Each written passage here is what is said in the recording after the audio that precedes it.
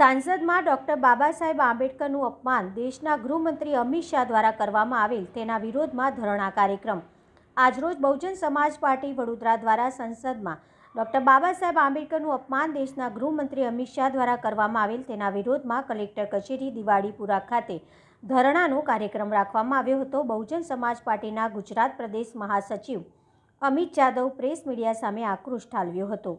દેશના સંવિધાનના નિર્માતા ડૉક્ટર બાબા સાહેબ આંબેડકર કે જેમના થકી આ દેશ પૂરો જ્યારે ચાલતો હોય અને ત્યારે આવા ડૉક્ટર બાબા સાહેબ આંબેડકરનું આંબેડકર આંબેડકર આંબેડકર આંબેડકર એમ 6 વખત બોલી અને આનું નામ લીધા વિના તમે ભગવાનનું નામ લીધું હોય તો તમને સ્વર્ગ મળી જશે એવી દેશના સંવિધાનના મંદિરમાં એક આવો તડીપાર ગૃહમંત્રી અંધશ્રદ્ધા ફેલાવવાની વાત કરે કે તમને સ્વર્ગ મળી જાય અને બાબા સાહેબ આંબેડકરનું અપમાન કરે। જ્યારે ધર્મનિરપેક્ષ દેશ હોય અને ધર્મનિરપેક્ષ દેશમાં સ્વર્ગ અને નર્કની વાત કરવી એ સંસદમાં એ એક ગુનો છે અને આવી વાત કરી અને લોકોને અને સંસદના લોકોને ગૃહમાં ગેરમાર્ગે દોરનાર આ તડીપાર ગૃહમંત્રી કે જેને ડૉક્ટર બાબા સાહેબ આંબેડકરનું અપમાન કરેલું છે એના રાજીનામાની માંગ સાથે અમે અહીંયા બેઠેલા છીએ। પણ એની સાથે સાથે આપણે દુઃખ સાથે જણાવી દઉં કે એમના એક બીજા ગૃહમંત્રી ગુજરાતના ગૃહમંત્રી હંમેશા એમ કહેતા હોય છે કે અમે ચમરબંધીઓને જેલમાં પૂરી દઈશું ચમરબંધીઓને જેલમાં પૂરી દઈશું। આ એવા ગૃહમંત્રીને હું પૂછવા માગું છું કે તમે એક બાળકીનું રક્ષણ પણ નથી કરી શકતા।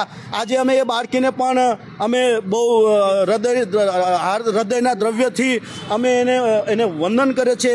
બિચારી બાળકીને બહુ જીવન જીવવું હતું પરંતુ આ નરાધમોના કારણે પરંતુ આ કાનૂન વ્યવસ્થામાં ફેલ ગયેલા લોકોના કારણે આજે બાળકી જીવ ગુમાવીને બેઠી છે।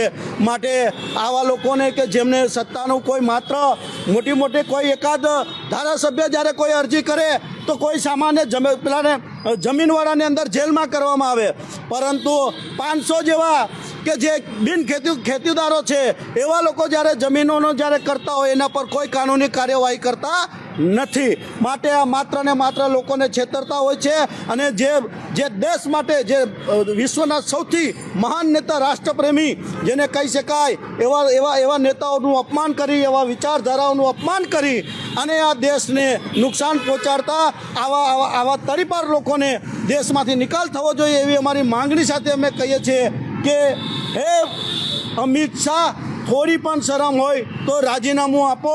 હે અમિત શાહ થોડી પણ શરમ હોય તો રાજીનામું આપો। જય ભીમ।